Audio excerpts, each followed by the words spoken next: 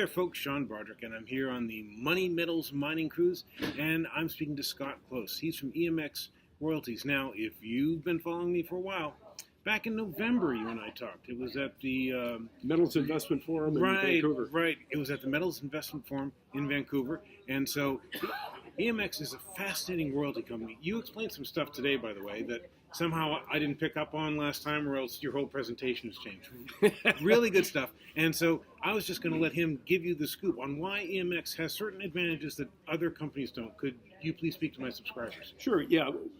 We exercise our business model in the royalty sector, which we think is a much safer, much more efficient means of speculating in the mining sector, as opposed to owning a mining company or an exploration company. Right. Because we need a fraction of the number of employees, a lot less capital, and there's a much shorter list of risks entailed than there is in exploration of mining. One thing you said that really stuck with me is that you guys have worked out that over the average life of a mine, there's an 8% profit. So if you have a 2% royalty on that, that's right, you get 25% of the profit with none of the risk of owning a mine. That's absolutely right. And so that's a really key thing to understand. So geo-business statistics have told us through history that the average mine enjoys a profit margin of about 8%. And our typical royalty is about 2%. So like you said, we're capturing 25% of the revenue coming out of a mine without all of the inherent risk and without being responsible for the massive capitalization that's necessary to construct and to keep a mine in operation. Plus, we aren't responsible for any of the intellectual capital, all of the engineers and geologists and metallurgists and logistics people and people to keep that operation running. Though sometimes your company runs operations for explorers, right? We do. Yeah. We do. So we don't subscribe to the conventional royalty business model. So the conventional royalty business model is you write big checks to buy royalties, and commonly you probably borrow huge amounts of money to write big checks to buy royalties.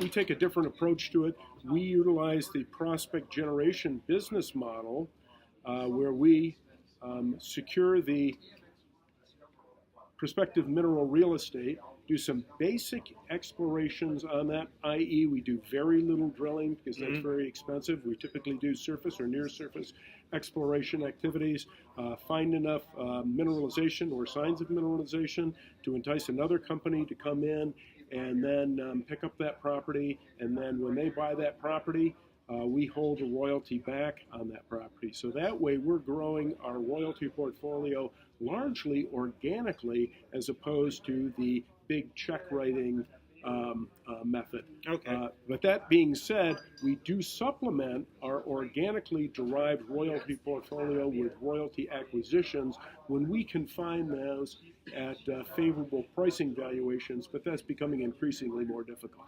Okay. You guys have had previous success that was really good. What are the new projects you guys are working on now? Well, we have a lot of things in Sweden and Norway right now, particularly Sweden, that are being advanced by our partners there, Boreal Metals and Sienna Resources. So Sienna, I believe, has 2 properties up there. Boreal has 6, and they're being very aggressive at advancing those.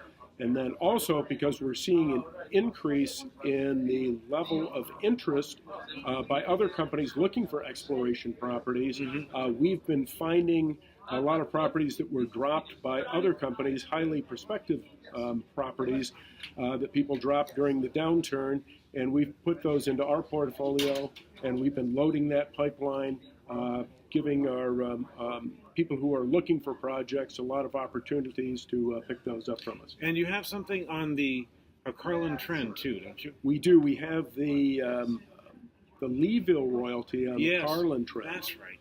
So the Leeville mine actually there's the Leeville mine and the Turf mine, which are connected underground. Those 2 mines have been providing the bulk of the royalty cash coming off of our greater Leeville royalty. Oh, that's right. So about 2/3 of the money's been coming out of Leeville, 1/3 coming out of Turf.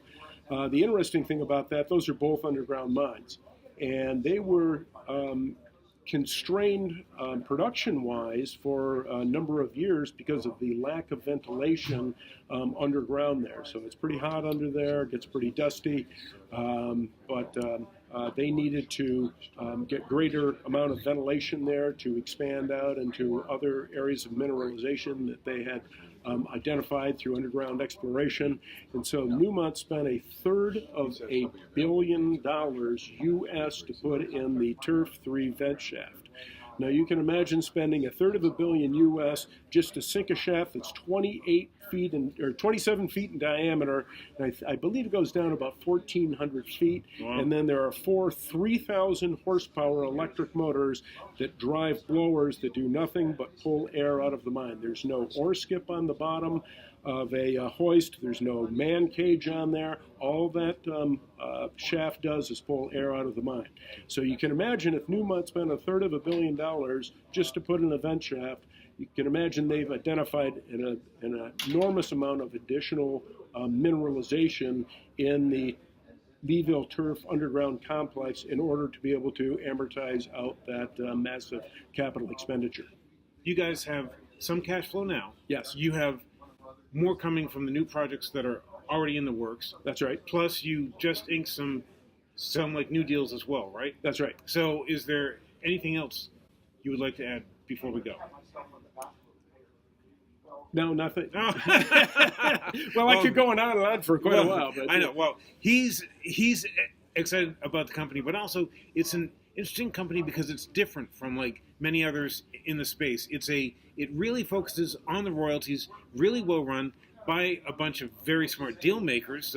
Sometimes these deals work out more than once, as that's right, as like you were pointing out there. And so, really, it's really worth a look because you might not have anything like it in your portfolio, and you like to expand, you like to get other things in there. So give this one a look.